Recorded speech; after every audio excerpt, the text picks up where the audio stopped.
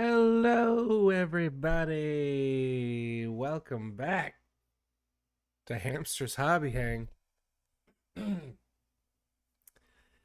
Good to see y'all. Welcome, welcome.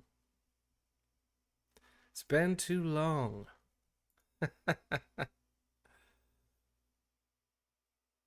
Oh, yeah. I think that was a 4x4 build. I'm not quite sure how we got the surface level together, but hello.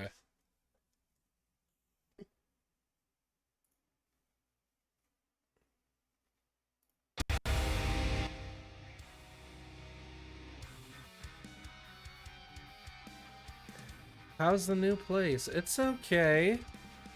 It's my first time being alone, so it's a blessing, and it's a little strange, but I'll get used to it, I'm sure. It is very close to Dwarven Forge, so that's good. I walk every day.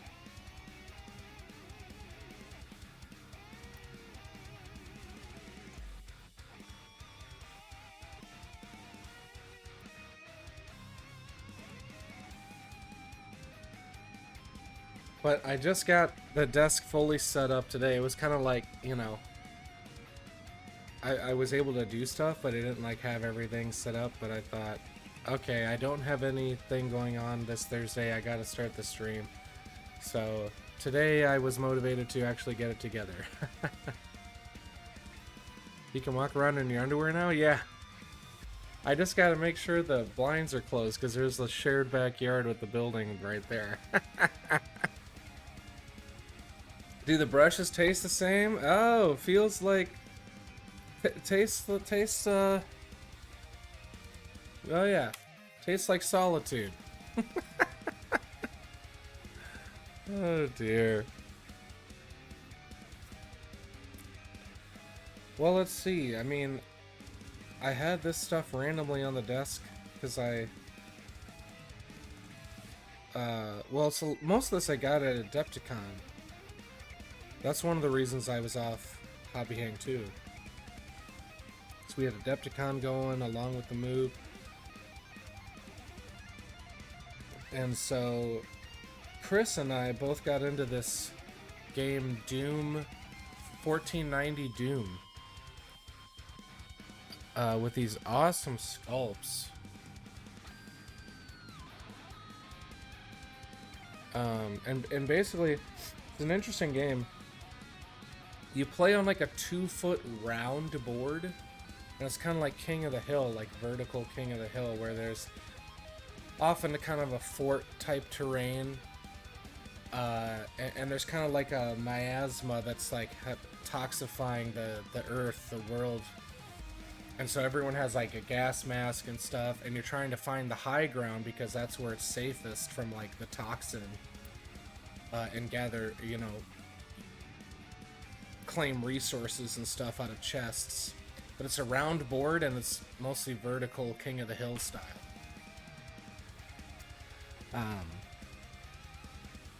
So I thought these are kind of cool. They're like, medieval, but like they all have to have like a gas mask type thing. Like this guy just has a bandage, like a cloth over his visor. This guy's fully helmeted up.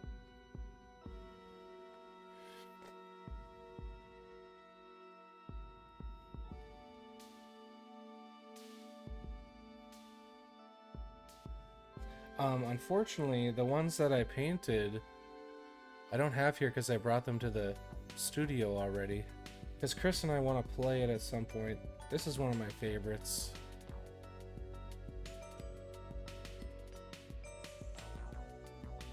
I just love a classic sword and shield type guy. I'm replaying Elden Ring with basically that, just like shield guard counters and stuff. But I pulled out the Bushido because I also got the game called Hametsu, which is like a solo co-op PvE like ninja monster fighting game. And this is for the game Bushido, so I got a starter box at our first Adepticon a few years ago. So with both these games, I'm kind of trying to do like it's still in like the hobby hang style, but it's a little faster. Like, it's not quite as detailed and like contrasty. Like you can see there's mostly just like, you can see my sort of atmospheric base coats, and then maybe a mid-tone and a couple spots have a highlight, and then calling it good. Just because I want to play all these indie games that I have stuff for and I've just never touched. So they're not quite as like flashy, but you know, you can see everything, and they've got cool colors and stuff, you know.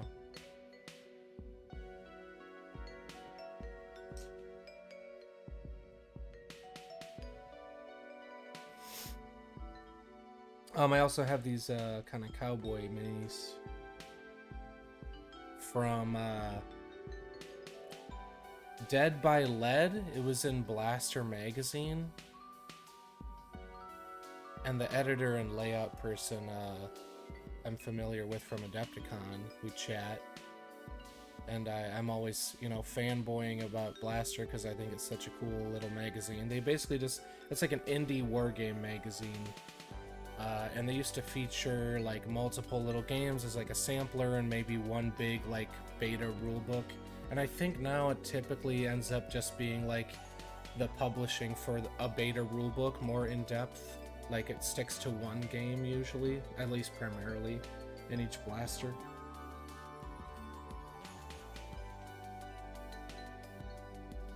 Have you ever had any plastic minis that turn sticky a while after cleaning, priming, painting, varnishing? I can't say that I have. And I'm not sure I've even heard of that, so I don't know what it would be. I mean, my first instinct is to ask the question, like, is it actually the plastic or is it some kind of chemical reaction with the paint and stuff?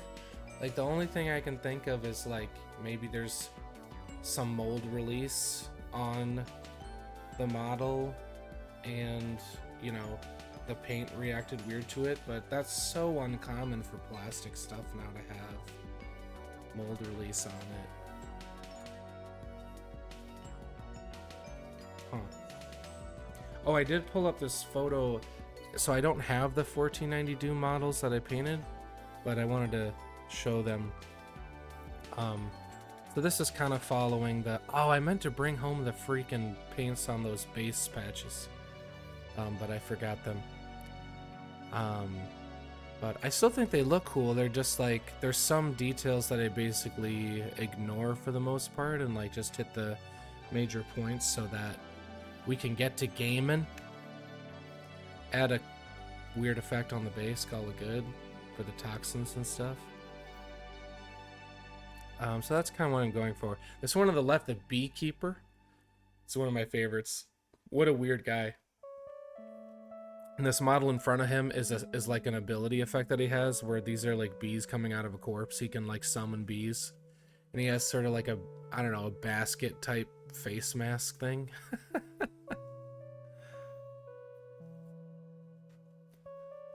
So that's kind of what I'm going for, is that gritty sort of effect. Oops. Where is this image? Here we go.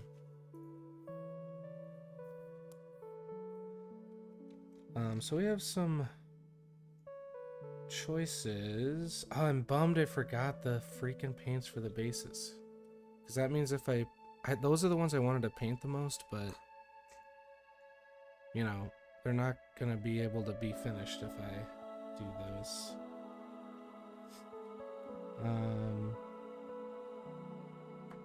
Let's try this. I think I'll still do it. But thank you. Yeah, they were very fun and just a little bit faster than I typically go, but it was just nice to feel finished and like ready to play a game that, especially for a game that's not going to be a main game, but certainly an indie game that I'm interested in, Just like making them good enough where it's fun to play, and then, you know, don't spend forever. It's mostly the idea.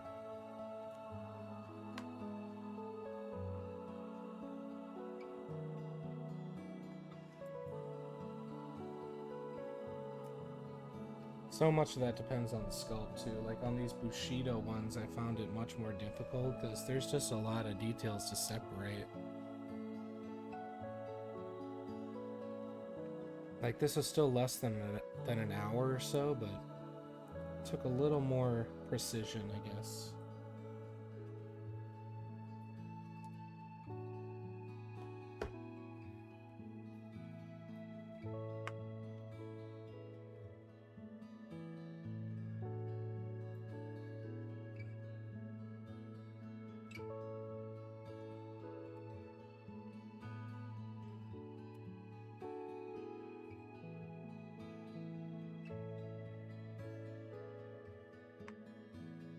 Oh, this is Bushido.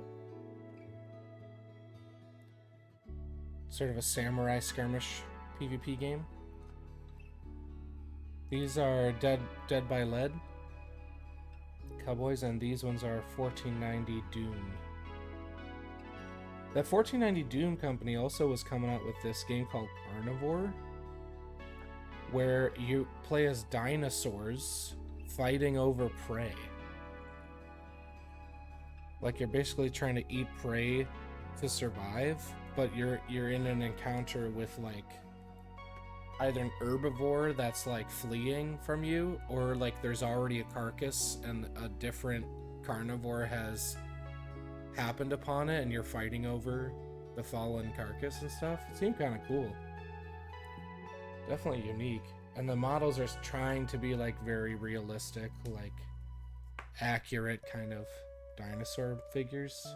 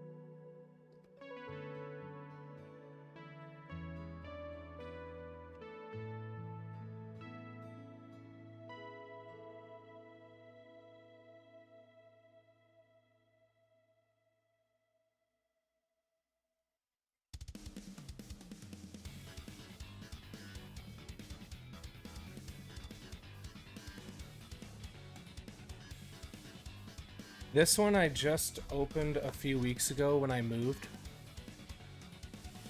So I had the one on there for like 3 years from when I moved the last time I did.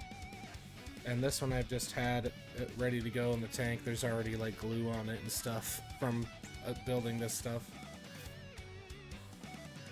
But yeah, this one is new as of a few weeks ago.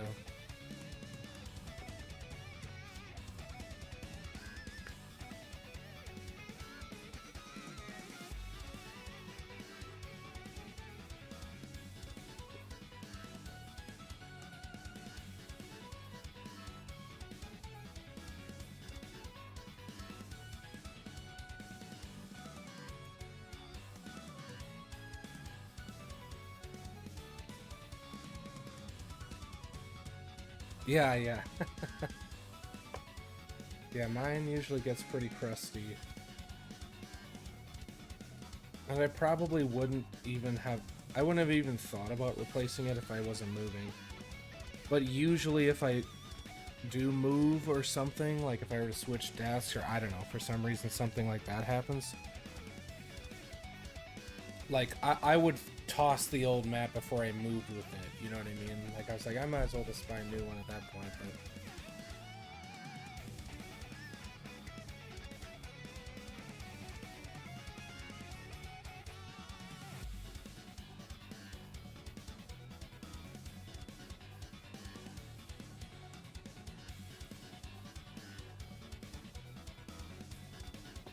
forgot what this guy is. Let me look at the game. I think he was part of like a named. There's like a campaign book that's like solo or PvE.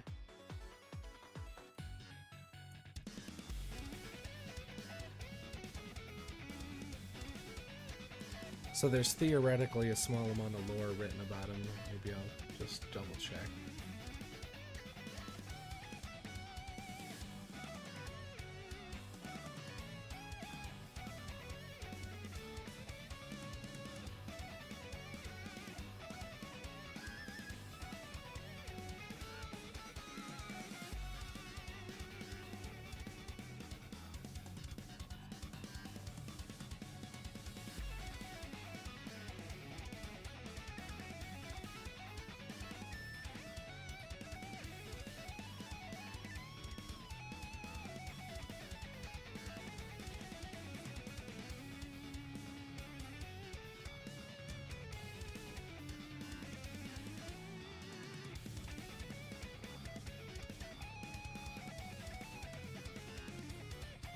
Between me and Chris, there's a handful of models that we didn't get from this game, but we almost bought the whole of 1490 Doom. Looking at the site and seeing the stuff that I don't think we have. Simon the Mute Assassin is this guy. Okay.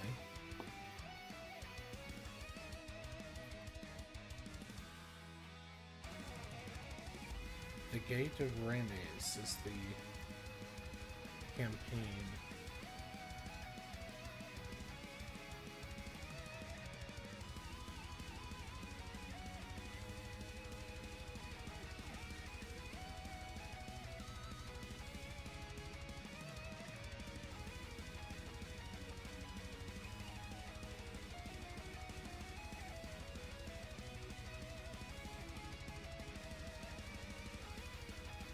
All right.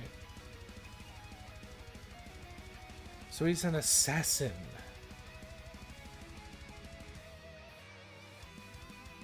Like your character's loadouts are customizable, so I figured this could just be anybody that ends up with 2 daggers in this game. But I did buy the PvE book too, so if we play that, I'll use this guy.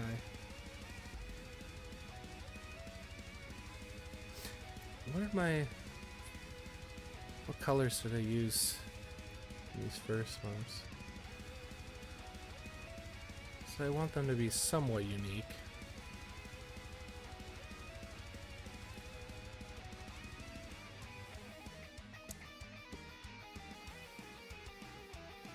Alright.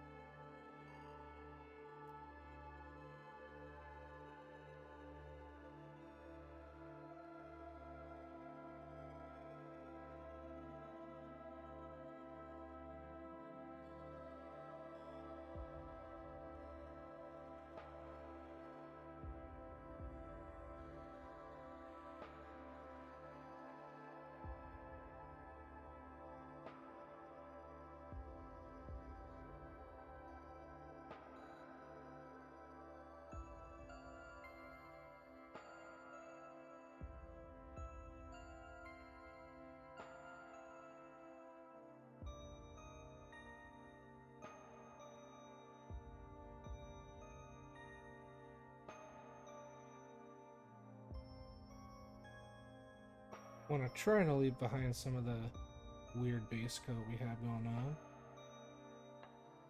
That will be kind of the cohesive thing across the warband and give off the atmosphere of the setting.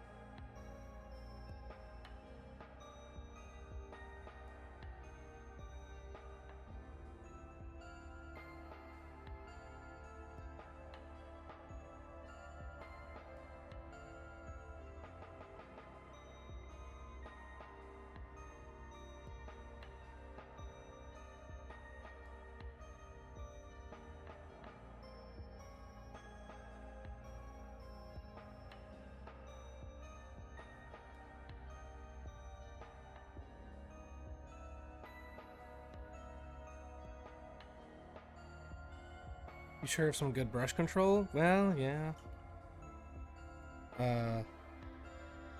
Many years of painting hundreds of prototypes at the forge too.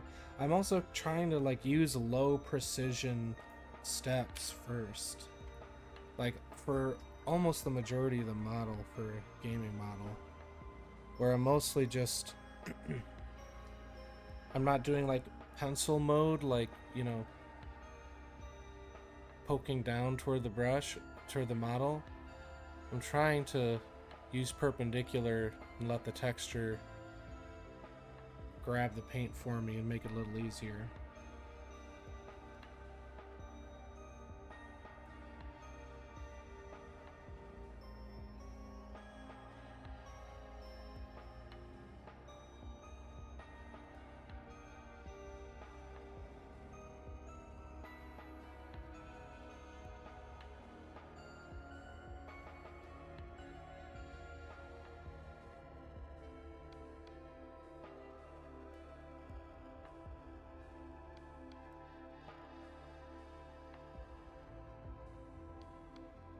Because a lot of times I'm just using like crappy little brushes. Like I always have my natural hair for the fine tip for a lot of it. Or at least, you know, the final steps, but...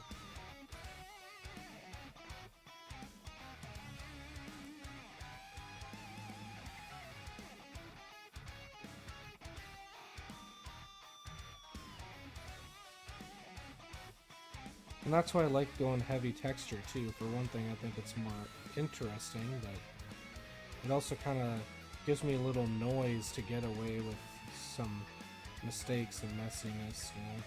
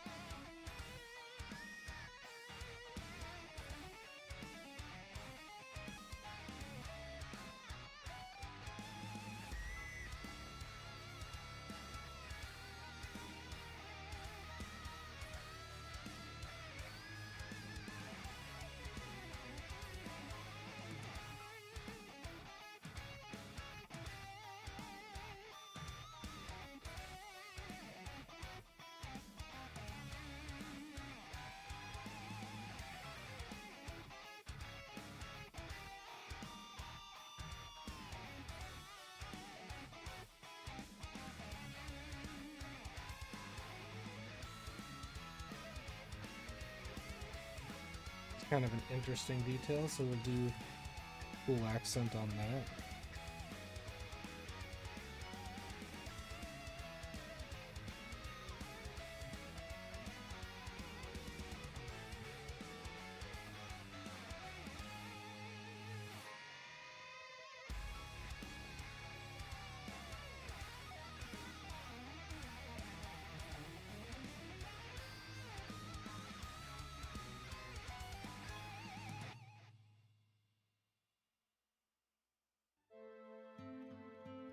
Yeah, I'm pretty much leaving behind the primer. Like, that's why I'm trying to not just have it be black primer or something. I'm trying to have a little something to leave behind that is part of the atmosphere.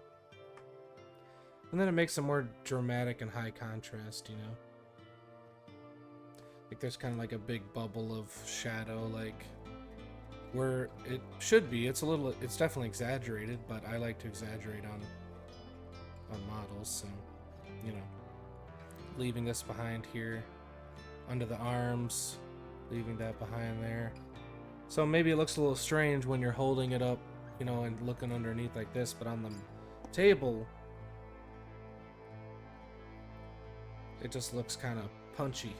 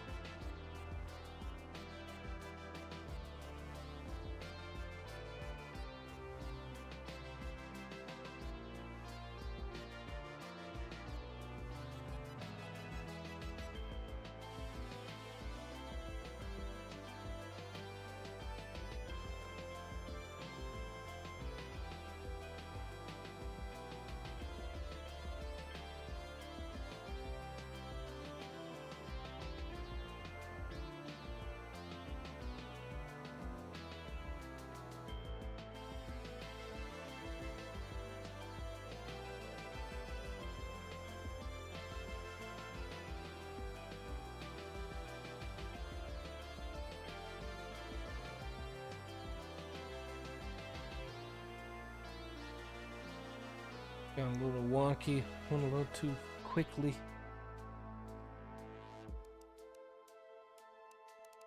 It's alright. There we go, just kinda... I'll probably like that better, I'll probably do that here.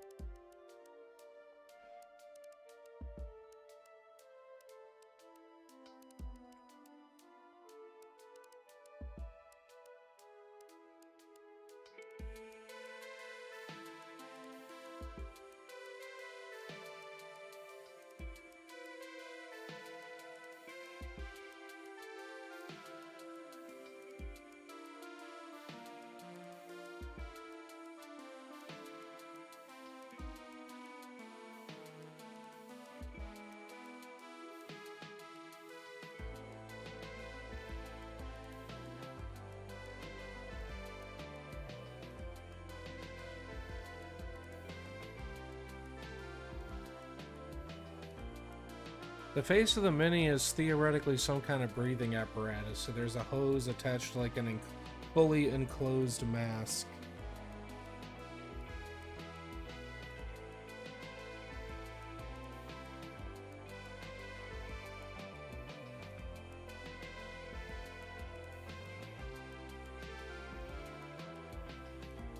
Yeah, I'm just kind of trying to make it maybe somewhat reflective looking.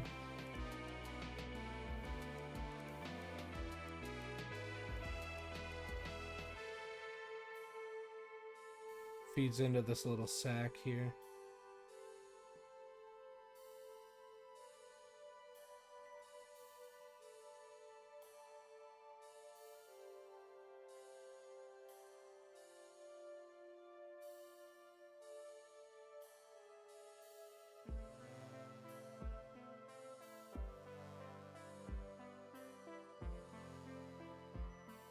It's kind of a cool look.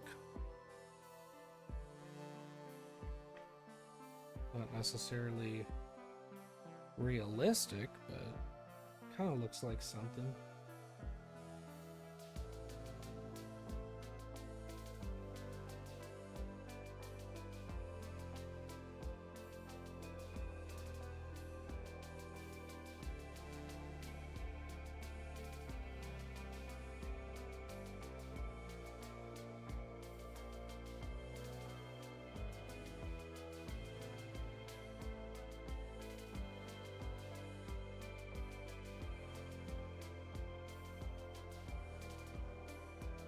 I did kind of miss something on this bandagey color.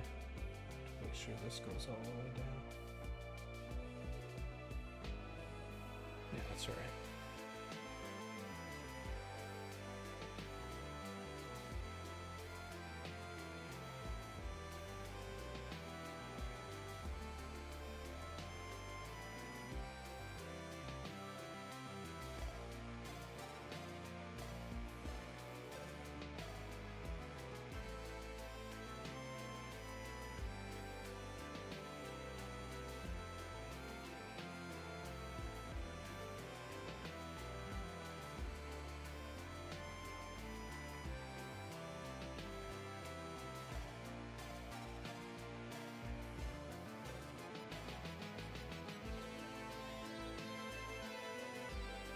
I don't use any magnification. I'm pretty lucky. I don't wear any contacts or glasses or anything. But also, I'm not, I'm trying to use techniques that like don't require, again, precision, where you would really need magnification. And I'm sort of going from a gaming perspective of like, I'm just trying to get the main table view look decent. So it's almost like if there's something that I can only see with magnification, it's not something I want to prioritize, but that's coming from a basis of like, I can see the model clearly, without assistance. But maybe that would change if I was like trying super high level display quality, which I haven't really done. Hoping next year at Adepticon I can take a real crack at Golden Demon and see what happens, so maybe we'll do some of that on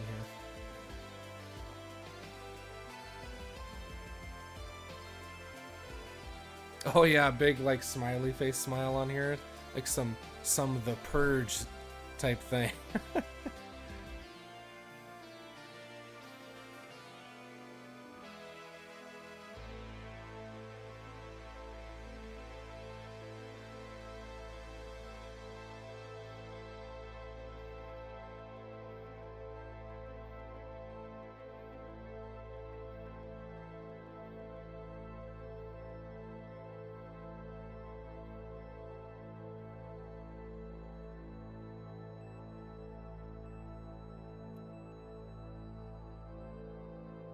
Man, I feel like I can't. This is my first time doing the setup here, so I feel like my focus is a little bit off.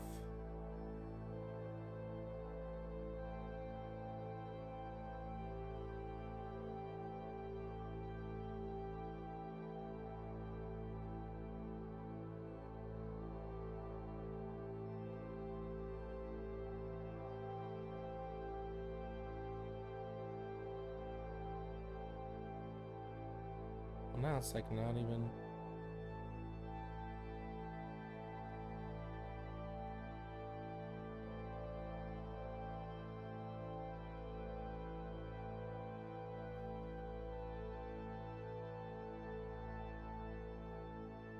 Oh, a headband with lenses. See, that sounds nice and comfortable. Like, I have tried certain devices, but like sometimes they just get uncomfortable to wear.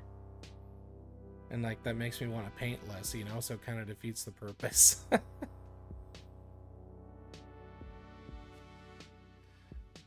yeah, maybe you can see some of the roughness now that we're a little more close up and in focus. So like, you know, that's part of it too, is just sort of going for the flashy, you know, pose, like what we were talking about, omitting some of the primer areas and the shadows, and like if you really zoom in you can see some of the rough areas, but on the table it kind of goes away a little bit more.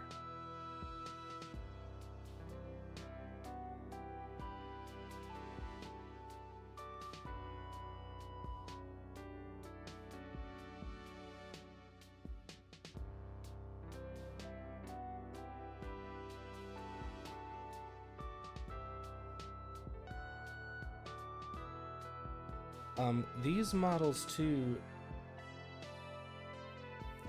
made me start coming around on 3D prints, because like I don't own a printer, haven't gotten into like how to use one. We have one at Dwarven Forge, but it's like always in use. I haven't really done my own personal models with it or anything.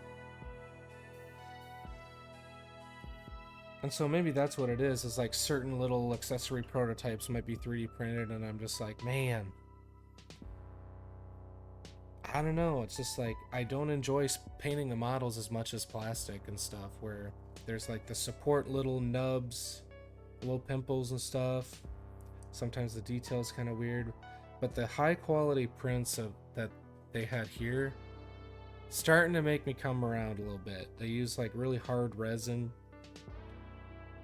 Yeah, it was very nice. I was impressed. I haven't painted a 3D print that wasn't like a prototype of something in a long time. It's like, all right, maybe we're getting there with the quality.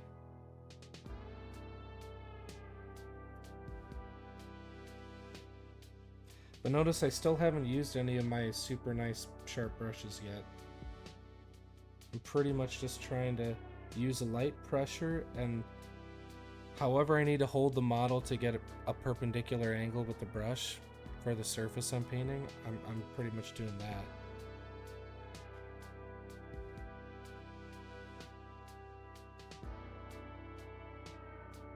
I'll even sometimes splay out flat the round brush just because of that.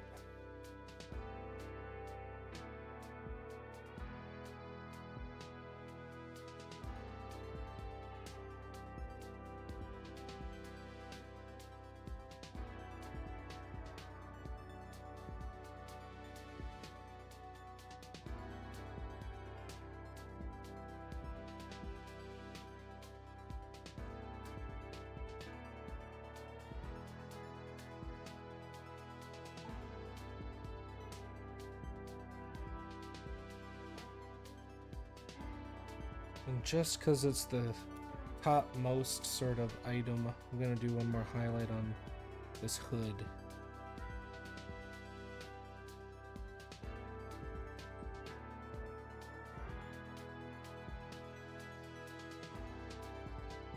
Using the precise brush now. But if we finish a model and only use the precise brush for one single step, that's pretty good as far as if we're prioritizing speed and efficiency.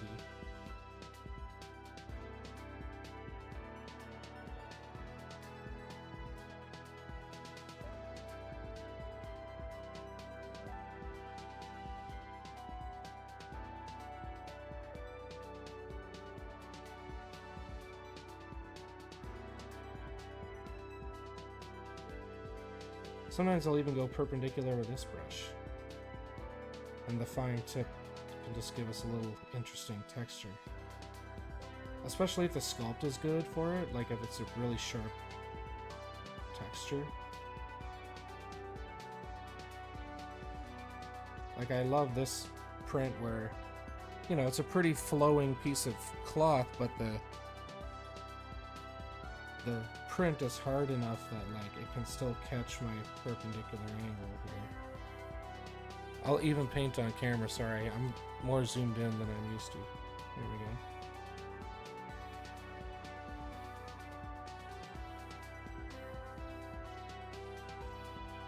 I got pretty close to pure white on the blades here.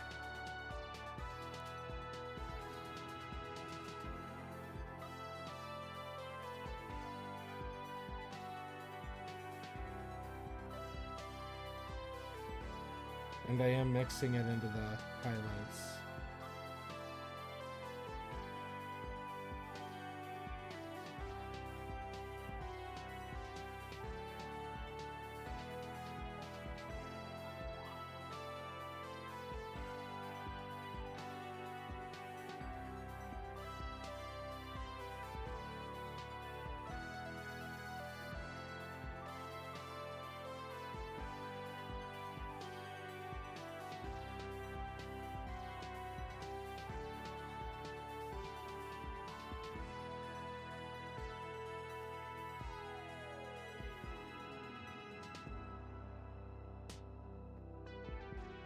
Alright.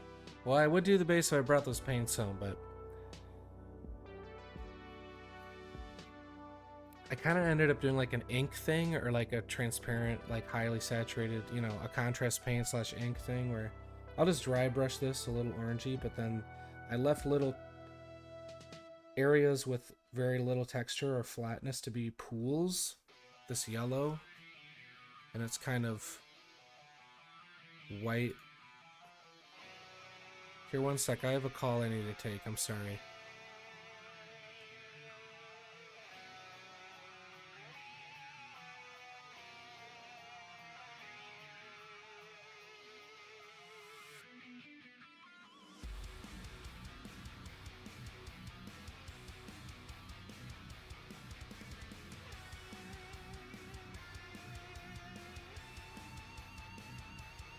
Alright, that was my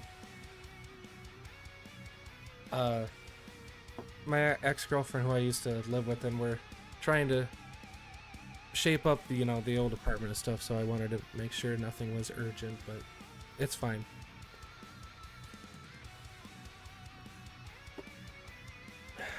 Because we're not off the lease until this month, the end of this month, so we still gotta work together and clean up, and, you know, I have to help her move because she's not quite moved yet and stuff like that.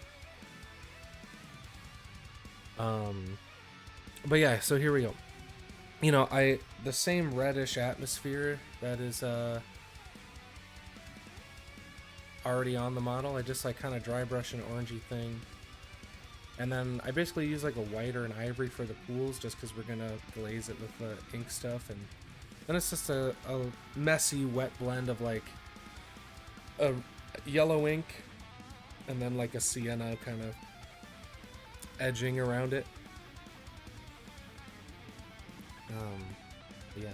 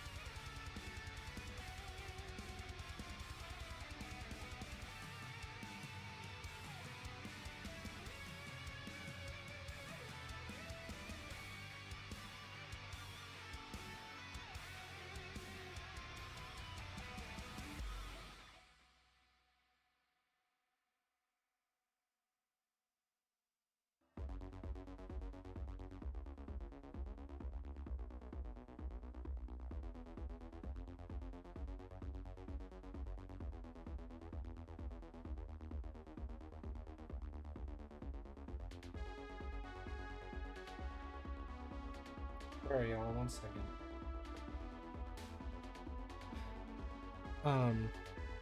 Hello, Finley.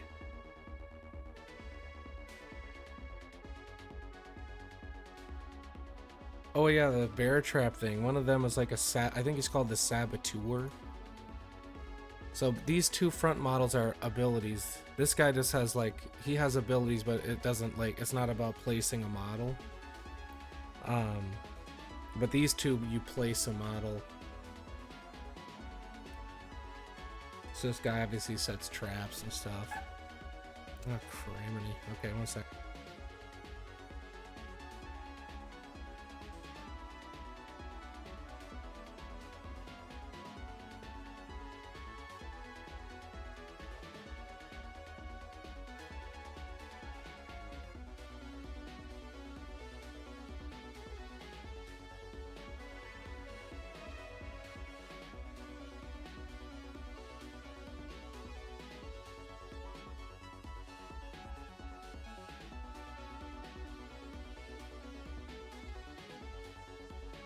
Alright, I think the delivery person was just buzzing random numbers.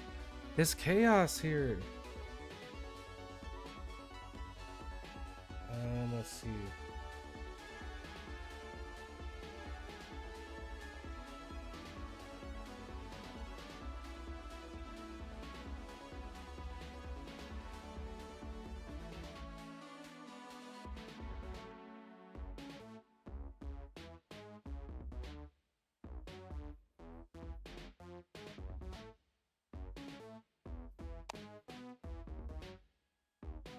Yeah.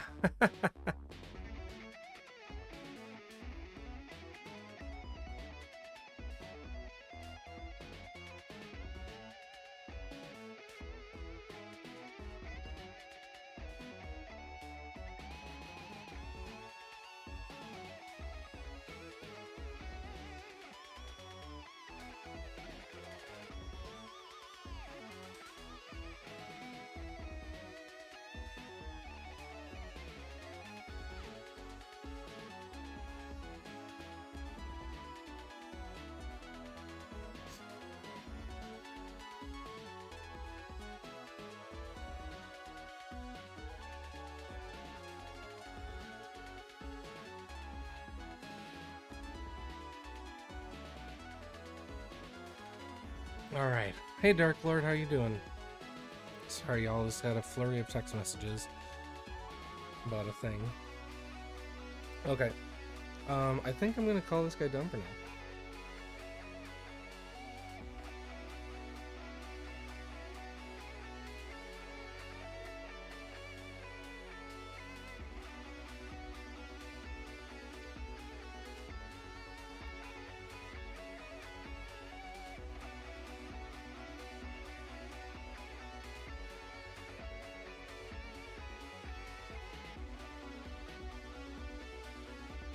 This guy's called the Brute, which makes sense. I don't know if you can see, but it's like he's like wearing chunky armor right on top of his bear skin.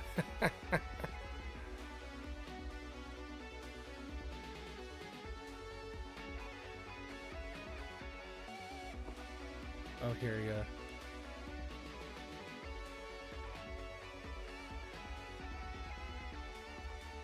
Oh, perfect. Yeah, thank you. No, it was amicable. It's just, that's why I moved.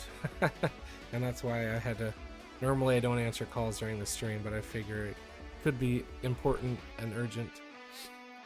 Yeah, I mean, it's kind of tough. Just the trick with mixing black is like a little bit goes such a long way. I mean, I really was just using basalt blue, you know, and a black, but especially because we're mixing with black, if you just get any ultramarine blue from any brand that's available to you close by and mix it with pretty much any black, you know, it's gonna get really close.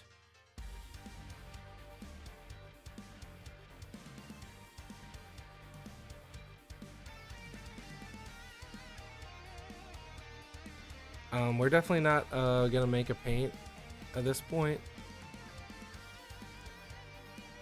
It's kind of a, it's quite a process to get a new paint, and is hard to stock, hard to, you know, I know it's convenient, but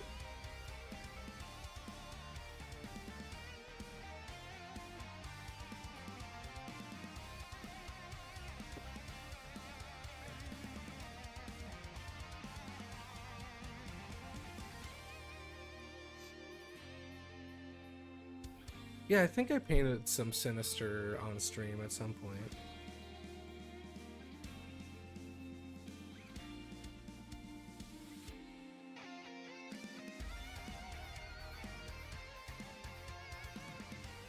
Take a peek at the paint guide.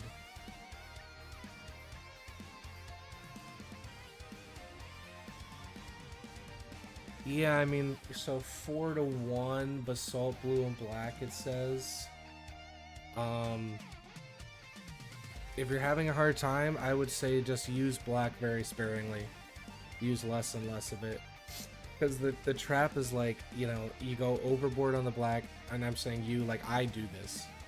Like, you go overboard with on the black, and so then you're trying to like bring it back to a blue, but it requires so much paint that like now you're going back and forth with blue and black, but it requires so much to make any difference because you have such a big batch going already, because that's how much you need to like actually shift to the black.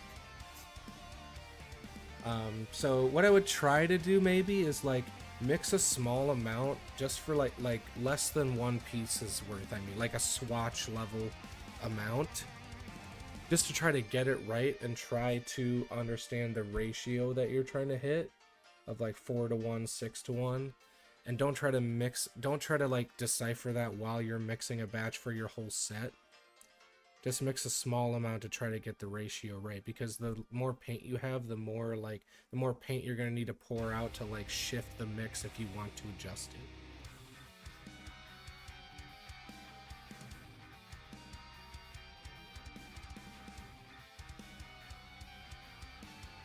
Yeah, and that's the tricky thing too, Perfect, is like, even from our painting to the factory, just because like we're using acrylic paint, like the factory isn't using like 1-to-1 our paints, they're using like enamel based paints.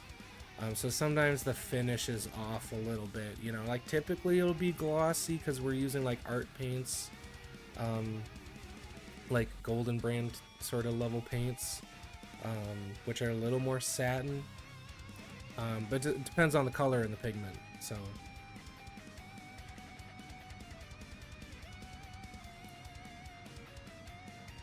Yeah, that's true. You gotta dry to see the final result, because it always looks glossy when it's wet, right? But it's the final finish you're after.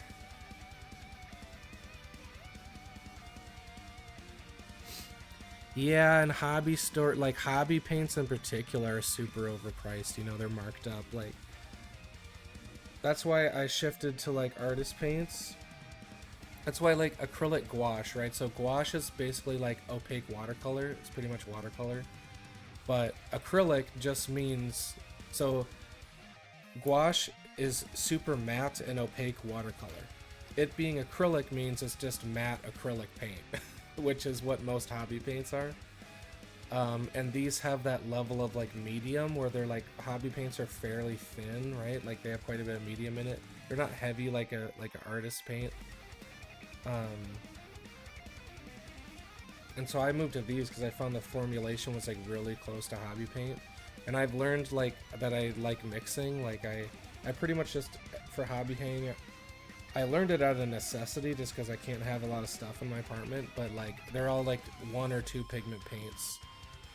This has 3, I guess, but you know, it's a purple. It's gonna have like a blue and a red pigment, and the straight blue will just have 1. So they mix more intuitively than hobby paints. And like these aren't cheap, but like per ounce, like for your amount, the price like per ounce is better than hobby paints. If you want to try these out, there's like a starter set with these level size, which if they sold these sizes, these would be perfect for hobby. For minis, but they just come in like a sample starter set in this size. But there's 12 of them. I think it's like 50 some bucks. Especially if you want to experiment with color mixing. This is a great set of 12 of these. Liquitex acrylic wash. What I've been using for a couple years now. Pretty much exclusively. My palette is always just all mixes. And there's a learning curve to mixing, obviously, but I find it fun. And now that I've kind of learned it, still have a lot to learn, but like now that I'm used to it, I can't go back. I just mix everything now. No, the Bicorni stuff is great for, you know, painting the terrain like factory style, you know. And they are on the heavier duty side of artist paints, so like they are a little more durable and more appropriate for terrain. But I've used them on minis too. Just especially if I'm just looking for something. No, this is just a wet palette. I mean, all it is like a thin sponge. I think they call it like a Swedish towel. Just a really thin sponge, and this is parchment paper, like baking paper, kind of like wax without the wax. So this tray is from like an artist wet palette, but like all you need is a really thin tray. I don't use like the stuff that it comes with at all, like the sponge or the paper or anything, because I just don't want to pay to replace it. You know, and I don't find it better than this really. This is just a little Swedish towel sponge and parchment baking paper. And that's what I've been using. Yeah, exactly, and that comes down to like if we're using Bicorni paints, we're painting with acrylic paints, and they're not using acrylic paints in the factory. Our masters are painted with, like, basically, when you're following the paint guide and painting your own stuff based on that, you're painting how we painted the masters. You know, so the factory, you're painting what the factory is basing their pieces off of. So in a way, that's good. But yeah, there's always a slight difference with acrylic versus the factory paints. Hey, yeah, parchment paper. I mean, normally I just like, if I don't have this tray already, because I happen to buy it way back when, like, I'll just use the shallowest Tupperware container that I have. And if you don't have the sponge, just fold up a bunch of paper towels. You know, you're gonna need quite a bit just to get the thickness. It doesn't have to be super thick, but you know, more than you would fold up for a paper towel usage, like twice as much maybe. But yeah, shallow Tupperware, folded up paper towels, parchment paper, you're golden. It'll be just as good as any wet palette that you could buy.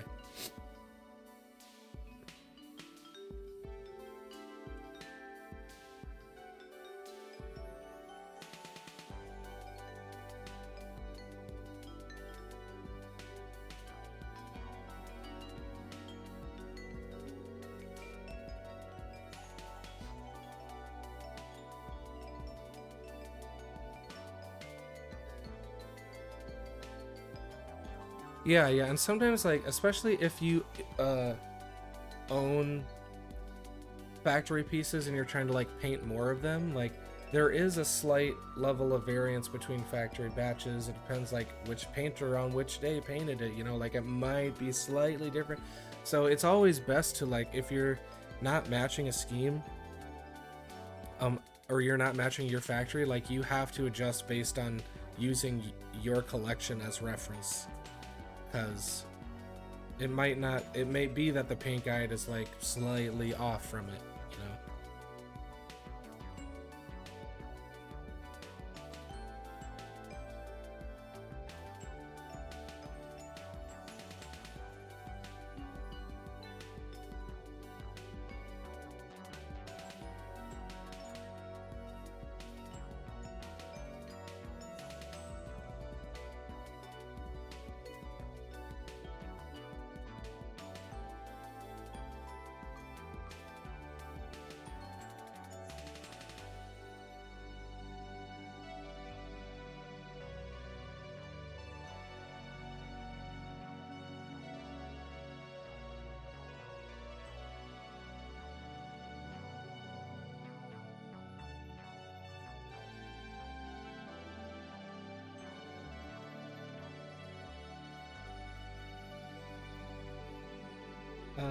Okay. You know what? Maybe I'll do a little cowboy here.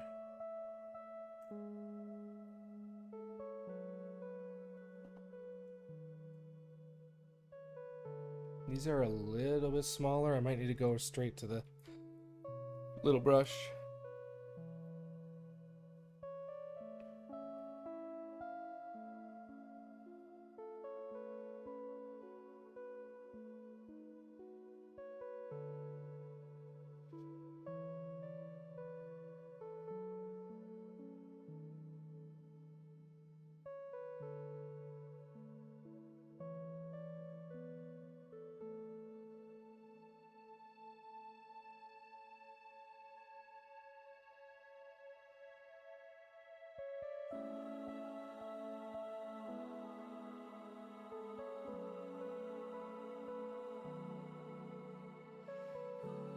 I feel like if you have a character with a little kerchief wrapped around the neck, it has to be red, right? Like, that's the only way that I imagine it. If you got a cute little kerchief, it's gotta be a red cute little kerchief, you know what I'm saying?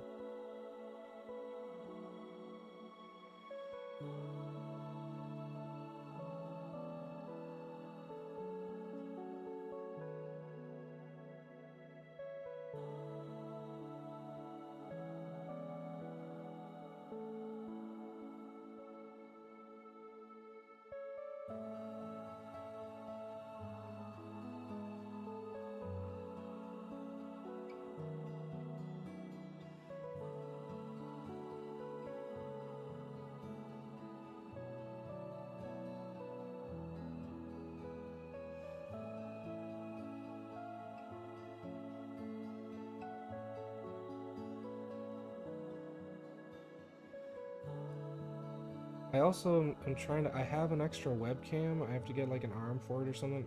I'm thinking for ages to have a camera on the palette so you can have a sense of what's going on there. Maybe that'd be interesting. Just have it kind of small in the corner of the screen. Right now I'm just grabbing colors that I mixed from the last mini that are already on there. Some of them are getting a little too much water. They're spread kind of thin, so it's not quite the opacity I want, but it's working okay. I mean, I'm trying to do like a whitish shirt here, so we gotta get quite a few layers for opacity anyway.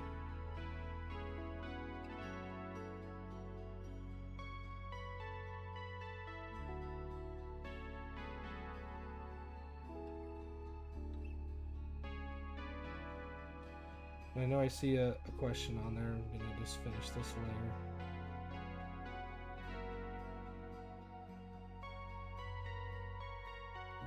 Alright.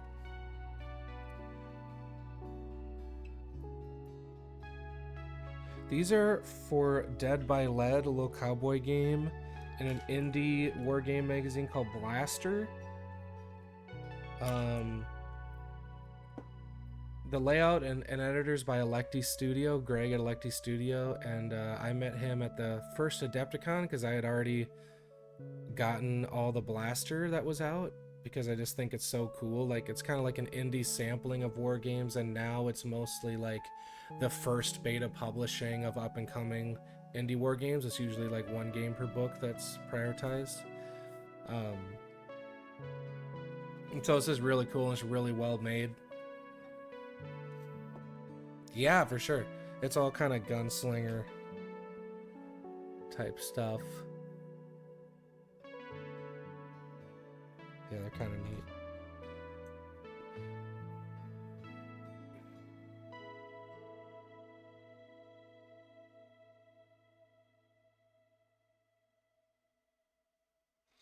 Yeah, the factory ruins, I don't know. It like, it's just because metallic paints are like more transparent than usual because of the big shiny flakes.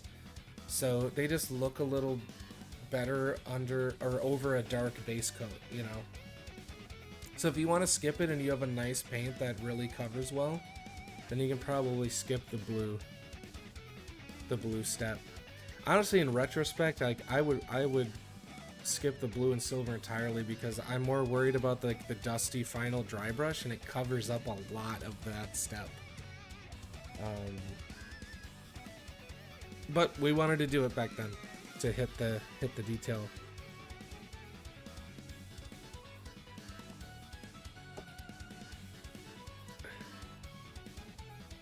But yeah, you only need to do that if like you can't quite see your silver step. Yeah, the silver in the factory is like, yeah, it's kind of a shame. But that was the very first terrain sector that like I designed all by myself. So I learned a lot. So that's probably a step I would skip today. I think it looks great. It's just like, you know, if we can cut steps, it's good for pricing and efficiency and stuff, you know. So that's probably an example of a step I would skip today. Not because, like, if you can see it, it looks good. Like, it looked cooler seeing a little shimmer of silver underneath the weathering, you know. It's just, it doesn't translate to the factory quite as well, you know.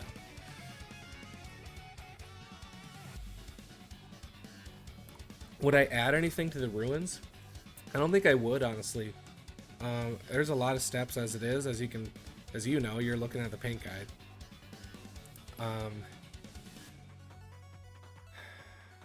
Would I add anything to the ruins?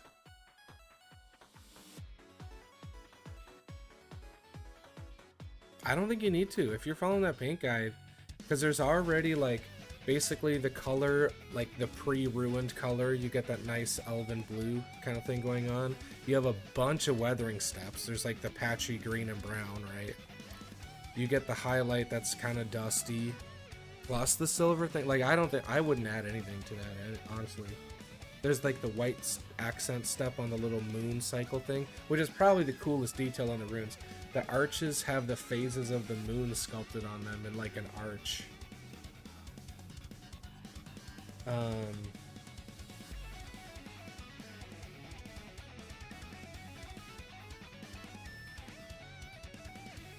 Yeah, I don't think I would add anything. Like, the only thing I would say is maybe, you know, the weathering steps, you can be a little gentler than the factory of like really getting just that dusting of the greens and the browns rather than like opaque patches quite as much.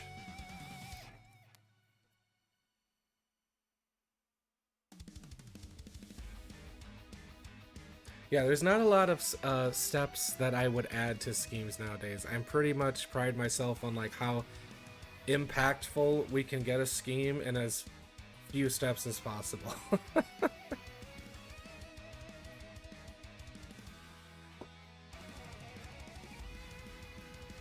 Like, even on my own stuff, if I'm painting for gaming, I'm like, I will come up with an idea, but sort of reverse engineer it of like, how do we avoid being fiddly with our execution, you know?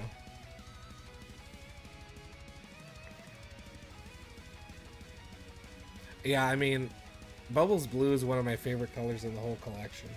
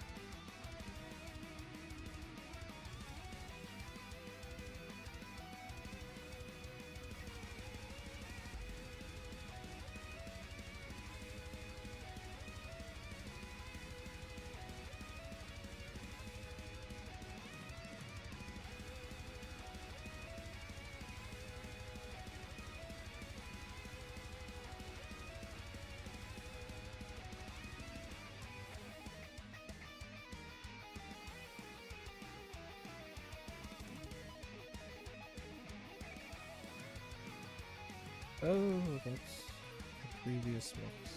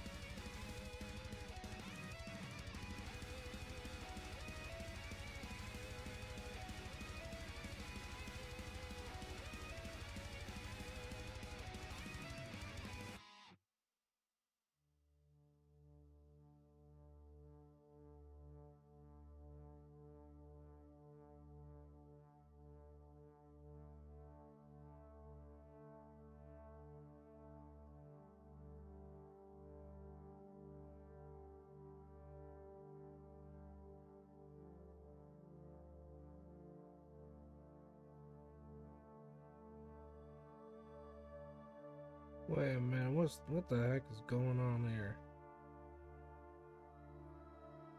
What's this line? That ain't a suspender. What the heck is that? Maybe I do need magnification. What the heck is this third thing right here? Am I crazy?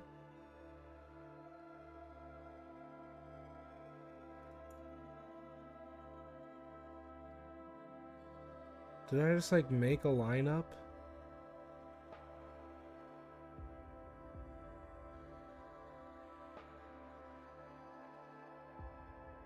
Guess it'd be a holster, but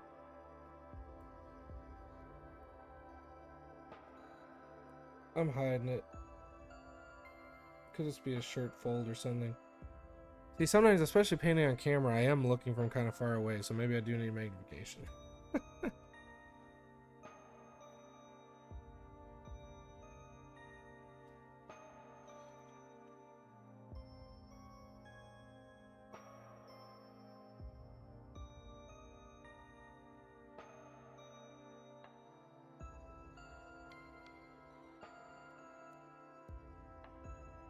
Is there a shoulder holster?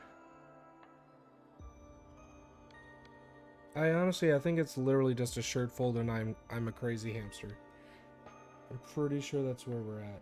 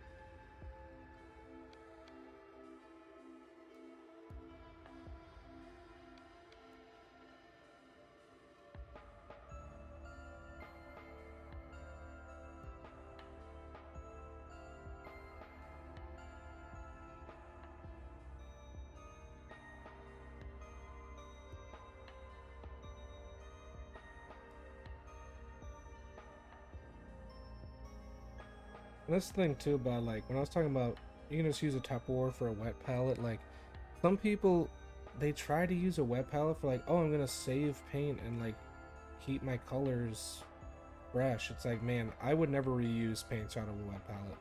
I'm already getting so much weird opacity stuff from the excess moisture being absorbed just from a couple hours here on the wet palette. Like that's just not my style. So that's why I just go cheap. I go affordable. Can grab all the supplies from a dollar store or something. The parchment paper, the Tupperware.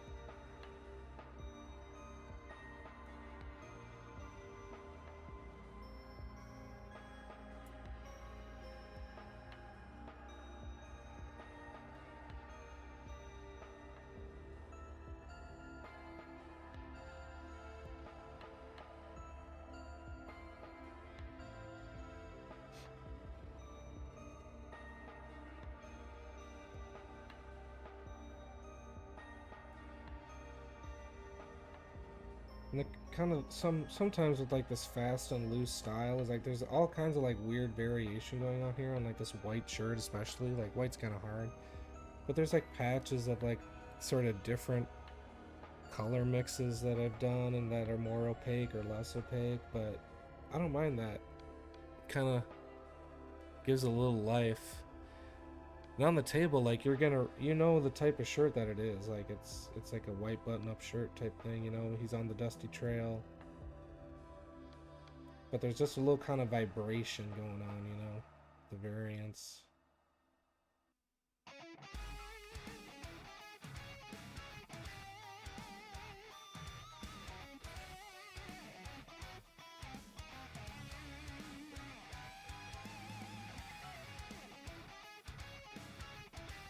You just reached magnification age, yeah.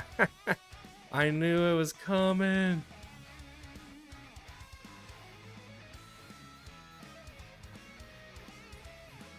Like, if I had my preference, I would, like, probably be like this.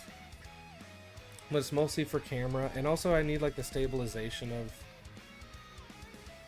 like, my hand on the table sometimes. So, kind of bad at it. That's why I, like, always hunch, because my face gets closer and closer to the model. Yeah, webcam glass, except every little vibration, you would, like, be on a roller coaster, like. Stabilization, yeah.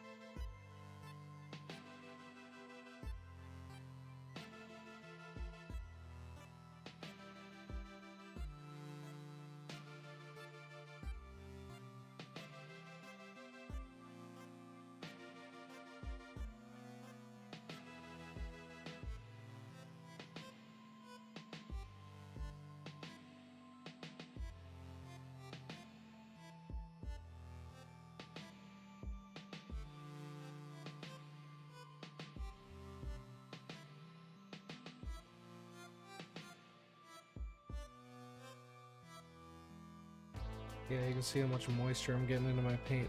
It's also because I like didn't mix enough of like my little piles of paint are really thin, so they're bound to dry out or sort of like actually get too wet from the sponge more quickly. If there was more of like a blob, I could sort of salvage it for a longer period of time. But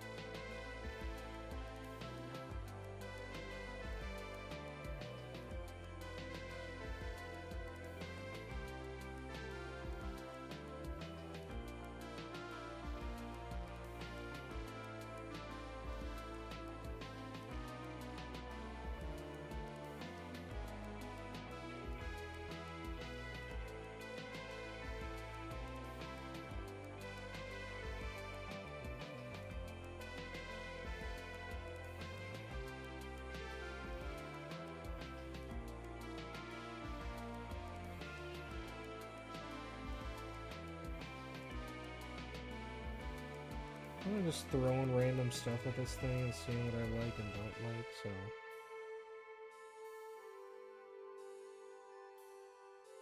Just going back and forth.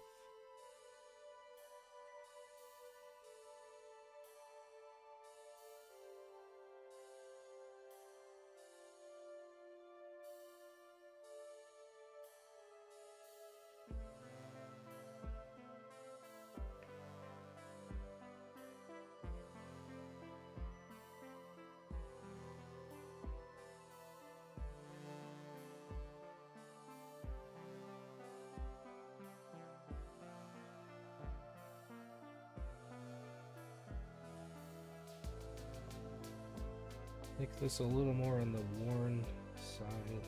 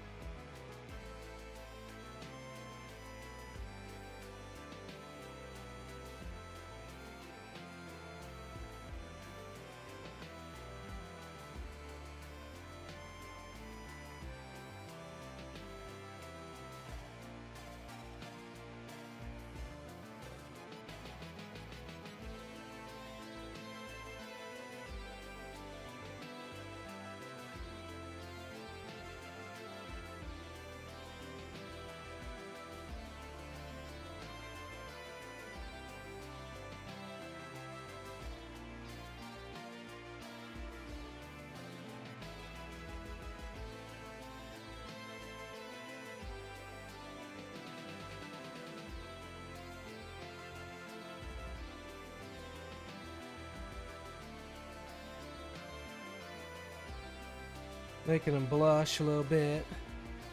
He's about to duel a guy, so maybe he's a little nervous.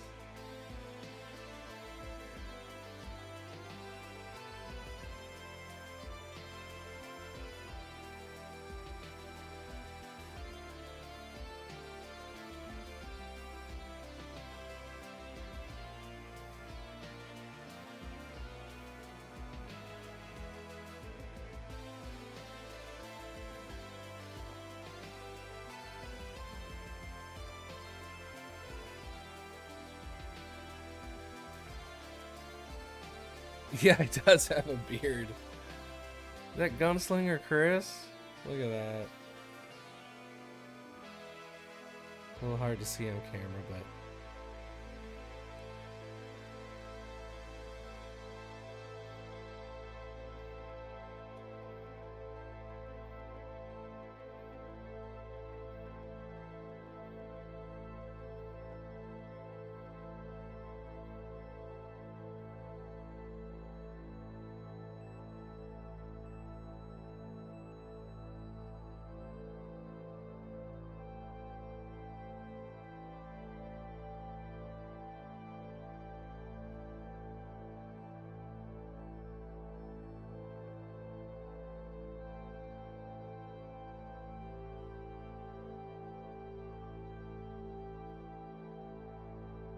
There you go, you can see the beard a little more now.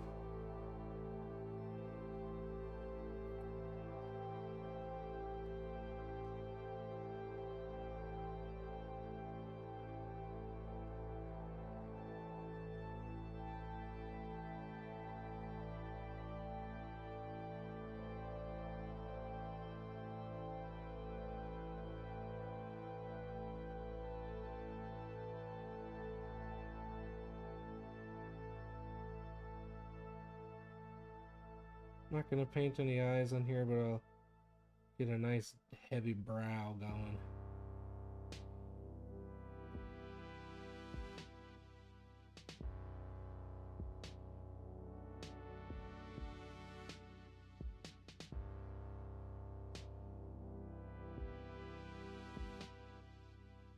Oh, too heavy, too heavy.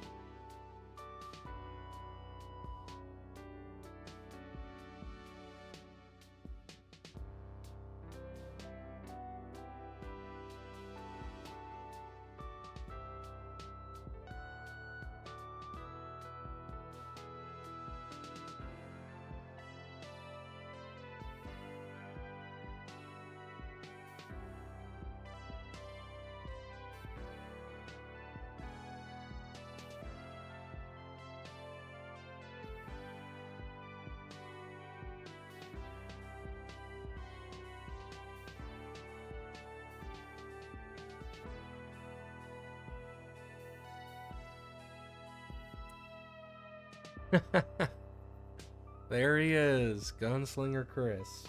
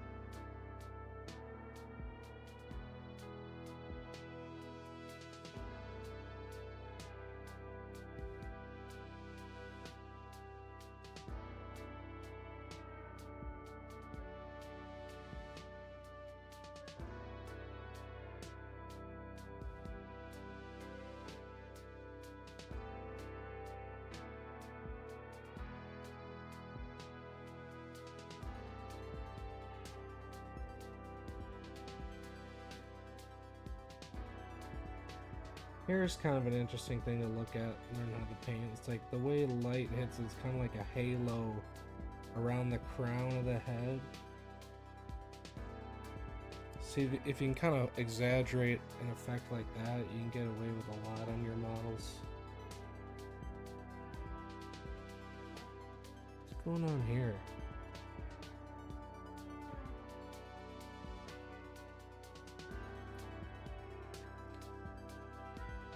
Like a weird line that I missed in the recesses here.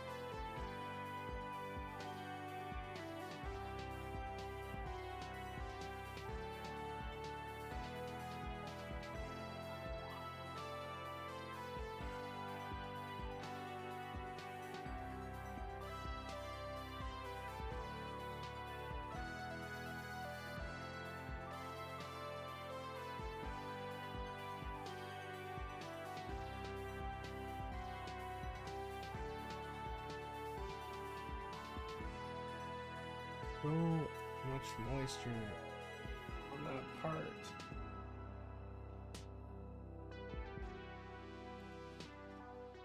All the water's pooling on the pistol. Just trick him into posing as the model. Oh dear.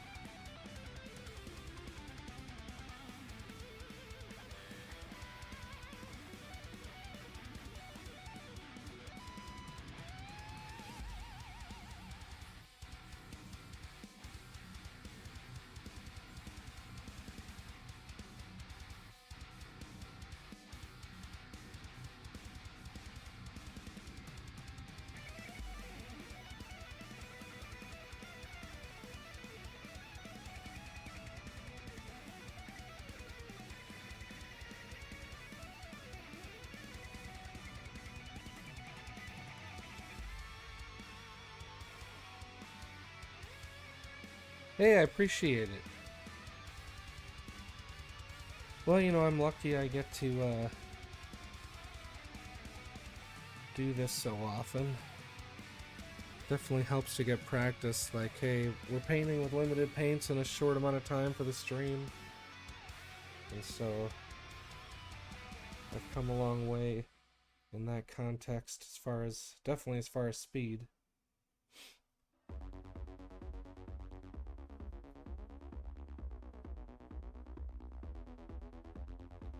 One exaggeration I like to do in most minis is like the front to back gradient, almost like a spotlight's in the front. You know, it's not realistic, but kind of adds a little oomph on the table. Maybe I went a little too far. There's a little bit. Could add a little more highlight back here, but not the same highlight.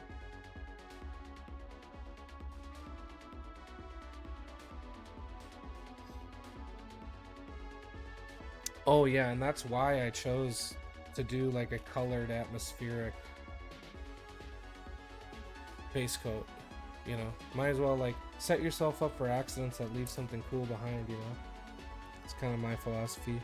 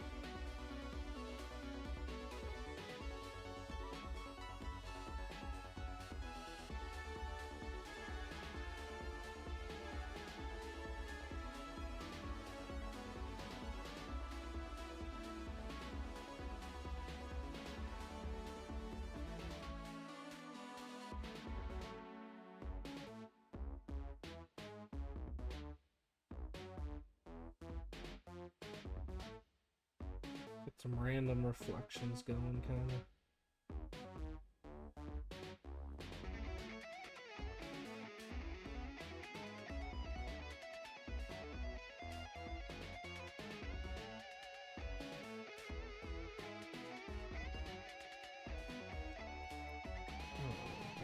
I use very little black on the model, but I always have it on the palette for the base. That's one big thing. That was fairly recent. I mean, it's probably over a year ago now when I was like, you know what, I'm just gonna... Sometimes the way I envision like a model, it ends up being kind of less punchy and more drab than I expected it to go, and so one way I challenged myself was like, don't put any black out on the palette. Don't mix with black. Don't mix your shadow colors with black. Just learn to mix, you know, darker things with complementary colors and stuff. But that's really opened up like the life of my paint jobs.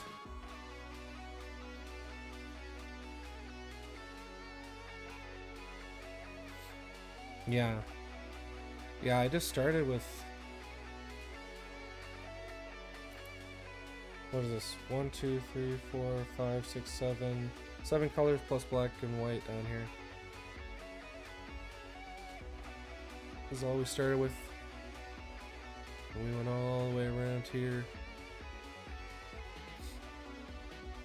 It's nice because you can be spontaneous. You can be like, ah, that didn't come out quite as I like, so you can shift it, as opposed to like, well, now I have to find like a different pre-mixed paint out of my shelving, you know.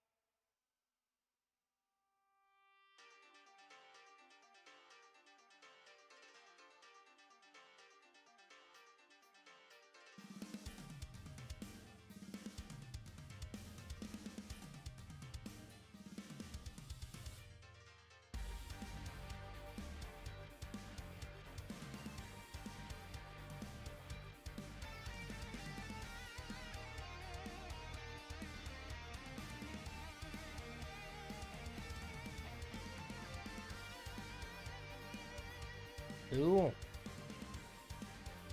Alright, Dave, thanks for tuning in. I appreciate it. Yeah, my flesh tones I just pulled out of...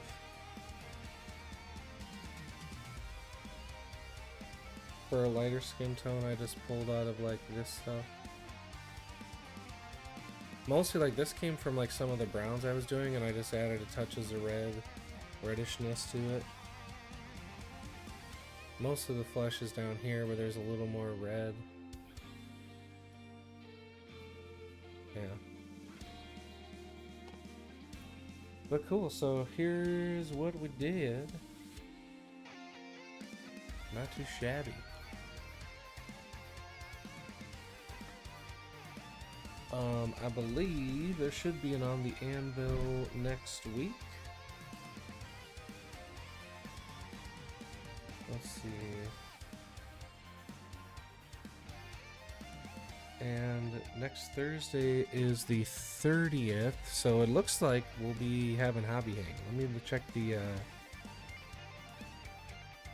calendar. I don't know why we wouldn't have On the Anvil. It's on the schedule, so definitely tune in Wednesday on the Anvil, and finally, once again, Hamster's Hobby Hang next Thursday.